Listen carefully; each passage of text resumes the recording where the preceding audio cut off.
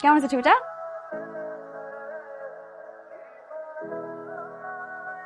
Excuse me. High Shafayet, আপনি? আমি কেউ না। Nice to meet you. কেউ না। আপনার কি খুব ঘুম পাচ্ছে? বালিশ এনে দিব আপনাকে? সরি, মানে? মানে আপনি বারবার আমার ফ্রেমের ব্যাকগ্রাউন্ডটা নষ্ট করছেন। আপনার যদি এতই ঘুম আসে তাহলে আপনি সাইডে গিয়ে ঘুমান না। আপনাকে বালিশের ব্যবস্থা করে দিচ্ছি। হাই তুলে তো ছবিটা নষ্ট করে দিচ্ছেন। শুনেন, যেখানে ইচ্ছা যান, কিন্তু আমার ফ্রেমে আসবেন না।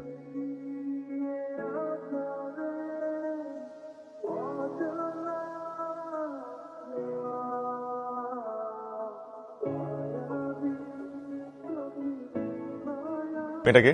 দেখো ভাই, এতগুলো মেয়ে আছে, তোমার যার ব্যাপারে ইনফরমেশন লাগবে বলো, আমি দিয়ে দিচ্ছি, কিন্তু ওর ব্যাপারে না। কেন কেন কেন? কারণ আমি বুঝতে পারতেছি তোমার সাথে কম্পিটিশন করেই আমার ট্রফিটা নেওয়া লাগবে। তুই হবি আমার কম্পিটিটর? তো আমি কম্পিটিটর মনেই করি। কোনো যোগ্যতা মনে করো আর না মনে করো, টাকামাটি তুমি গোল দিতে পারতো। তুই কি আমার চ্যালেঞ্জ করতেছস?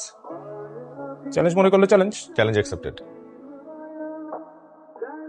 এই, তুই এখানে কি করিস? আন্টি তুমি কি ট্রফি? কেন? আঙ্কেলরা তোমাকে গোল দিয়ে নিয়ে যাবে।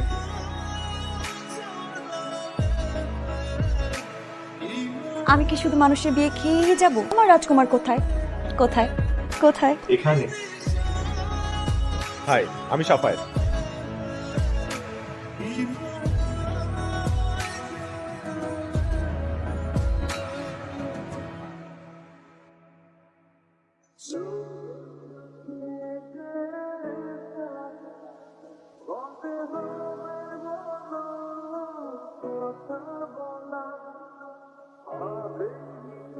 ম্যাম, ওই ছেলেটা এসেছে। আর সিও স্যার যার কথা বলেছিলেন। আচ্ছা আচ্ছা, ঠিক আছে, আপনি যান, ওনাকে পাঠিয়ে দিন, কথা বলে দেখি কি বলে। ঠিক আছে, তাহলে আমি পাঠিয়ে দিচ্ছি। কামিং।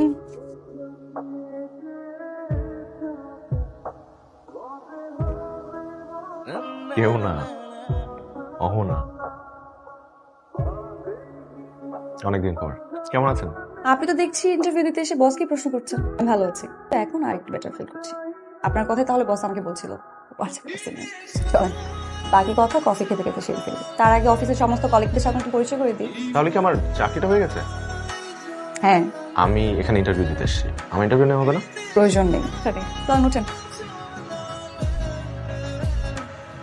আমি কিন্তু আপনাকে অনেক খুঁজেছি। আমি এক্সপেক্ট করেছিলাম যে আপনার সাথে আমার আবারও দেখা হবে।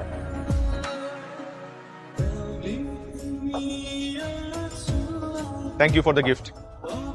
ঠিক আছে, ড্রাইভার আপনাকে নামিয়ে দিল। কালকে তাহলে দেখা হবে সকালে।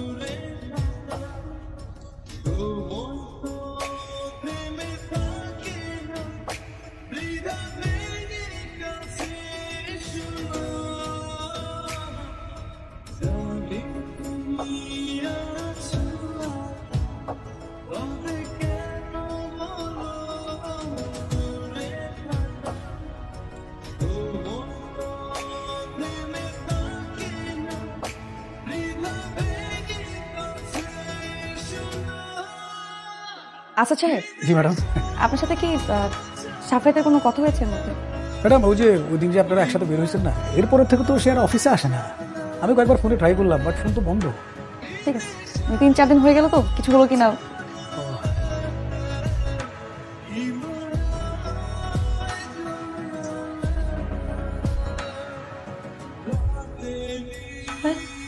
Anything wrong with you? No. কি হয়েছে আমাকে বলো। তেমন কিছুই হয়নি। কিছু তো অবশ্যই হয়েছে। কন্টিনিউয়াসলি তো একটা মানুষের ফোন এবার বন্ধ থাকার কথা না। কি হয়েছে আমাকে বলো। অহনা,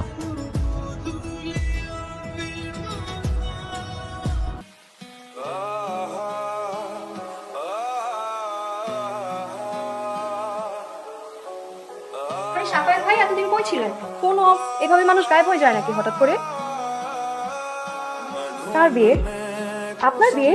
তাহলে ম্যাডাম?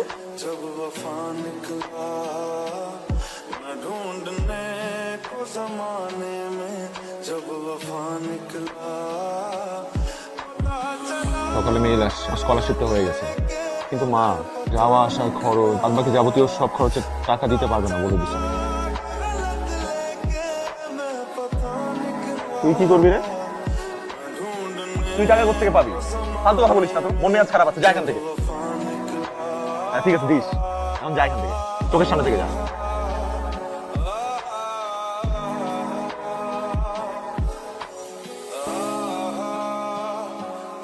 বুঝি না থাকে আমার কি হবে? ধারা সাফাই বিদেশ থেকে আসুক, তারপর তোকে পার্মানেন্ট করে ফেলবো। হ্যাঁ, কেমন আছিস?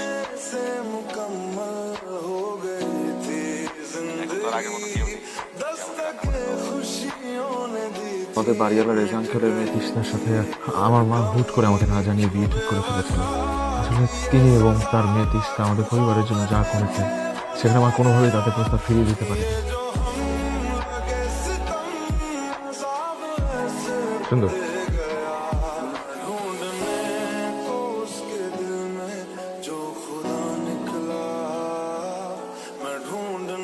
ছুটি কি 5 দিনে দিলেই হবে নাকি আরো 2 দিন বাড়িয়ে দিই?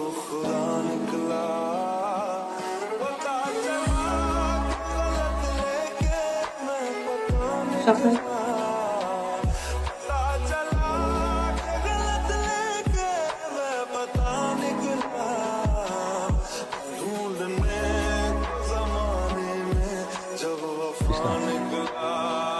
আমার কিছু গুরুত্বপূর্ণ কথা বলতে চাই।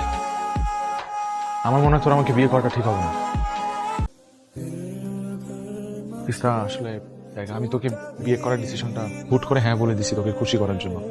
তো আমার মনে হয় যে তুই বিয়ে করলে কখনো সুখী হতে পারবো না, কখনো ভালো থাকবো না। আরেকটা বিষয় হচ্ছে, অহনা নামে একটা মেয়ে আছে, ওকে আমি 2 বছর আগে থেকে চিনি, বিদেশ যাওয়ার আগ থেকে। But I had slept with her.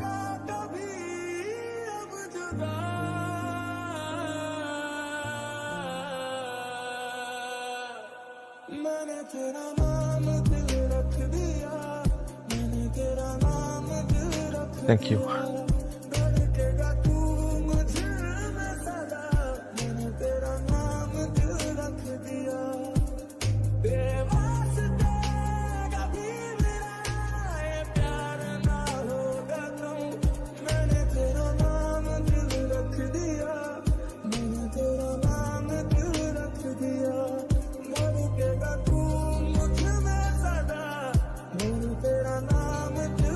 Sir, Yohana ম্যাডামের কাছে আসছিলেন? জি।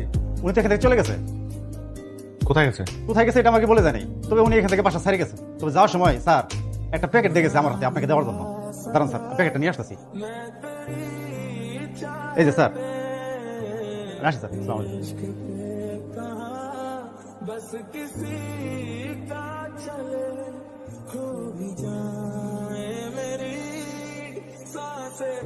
সাফায়াত, আমি জানতাম তুমি আসবে।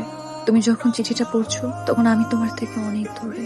তোমার সমস্ত পরিস্থিতি আমি জানি বলেই তোমাকে কোথাও বলতে পারছি না। তোমার জায়গায় আমি থাকলে আমি অন্য কিছু করতে পারতাম না, কিন্তু মাঝে মাঝে সত্যিটা মেনে নিতে আমারও কষ্ট হয়। আমি চলে যাচ্ছি, তুমি চোখের সামনে থাকলে আমি নিজেকে নিয়ন্ত্রণ করতে পারবো না। তোমার উপর আমার কোনো রাগ নেই, সহজ সুন্দর একটা জীবন হোক তোমার। তবে জেনে রেখো, তুমি আমার শেষ ভালোবাসা।